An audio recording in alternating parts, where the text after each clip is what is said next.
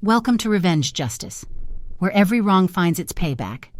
My dad died on December 1st, 2022, and when I think about those final days, I realize just how complicated life can be, and how people you expect to protect your family can sometimes be the ones causing the most damage.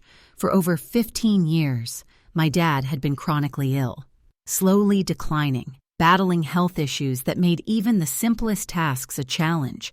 Toward the end, he lived briefly with me, and I took care of him the way he deserved, the way he should have always been treated. But his final years, they weren't just about his illness. They were about surviving the people around him, the ones who were supposed to love him, but didn't. My mom had always been difficult. Before my dad's health declined, she showed glimpses of her true nature, subtle, manipulative, always looking for an advantage, always taking more than she gave. As his mobility worsened, as he became more reliant on her, her behavior worsened too. She claimed she was separated, divorced, talking to men online, plotting to move away to remarry. While my dad struggled, while we tried to hold things together, she also took advantage of him financially. Every attempt we made, every legal avenue we pursued, to have her removed, to hold her accountable, was blocked. Civil matter, nothing we could do. Despite all that, despite years of watching her exploit him, he trusted me. He made me his durable power of attorney. He added me to all his accounts, giving me control, ensuring I could protect him. Even with all that, he resisted moving in with me. He wouldn't leave the house he worked so hard for, a house built with his sweat, his time, his life. So, when Thanksgiving came and passed, I brought him home on hospice, and I promised myself that his final days would be as peaceful and loving as possible, as dignified as he deserved. I arranged everything, met with the funeral home, carried out his wishes, every detail planned, every step taken, until I was told they required consent from my mother for cremation.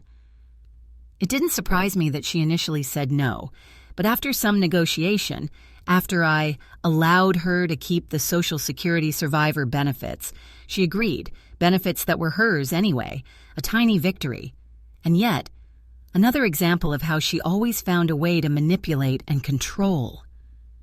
Then came the obituary, the final public acknowledgement of my dad's life, the words that would be shared with family, friends, the community he cared about, and I left her out, completely. Not a single word, no mention of a spouse, no recognition of her as a grieving widow. Because she wasn't. She never had been. Not in the way he deserved, not in the way a partner should act. When it went public, she lost her mind. Questions poured in from friends, from family, from how could I? Why would I? And I answered. Honestly. Because for years I had been honest about what had happened, about the abuse we endured, the neglect, the exploitation, the countless ways she failed him, failed me, failed as a mother. I explained the years of manipulation, the lies, the financial exploitation, the emotional torment, the way she created a public image of herself as a devoted wife, a loving mother, a victim. And I destroyed it, publicly. People were shocked, confused, some angry at me, some grateful for finally hearing the truth. But one thing was certain, her carefully crafted image of innocence, of perfection, crumbled. I have spent years in therapy, working through the narcissistic abuse I endured from her, the years of emotional manipulation, the way she tried to control everything, even my dad's final days. And I realized something important. If she didn't want me to expose her, if she didn't want the world to see who she really was, she shouldn't have treated us the way she did. She shouldn't have abused him. She shouldn't have abused me. Writing that obituary, excluding her, it wasn't about revenge, not entirely. It was about truth. It was about justice in the smallest way possible. It was about finally giving my dad the dignity he deserved. And yes, maybe I became the villain in some eyes. Maybe I am the AH in this story. But I would do it again, 1,000 times over. Because sometimes Justice isn't about courts. It isn't about lawsuits. It's about giving a voice to those who were silenced, about exposing the darkness hidden behind closed doors, about standing up when no one else will. I told people the truth, about her neglect, about her cruelty, about how she spent years building a false narrative, a victim complex, while my dad and I suffered. And it worked. It exposed her. Publicly. It shattered the illusion. And it forced her to face the reality she had tried so hard to hide. The moral of the story: always protect those who cannot protect themselves. Always speak the truth.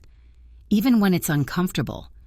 Even when it makes you the villain in someone else's eyes, abuse thrives in silence. But exposure, honesty, and courage are the most powerful forms of justice. If you want more true stories of betrayal, survival, courage, and the triumph of truth over deceit, subscribe to our channel.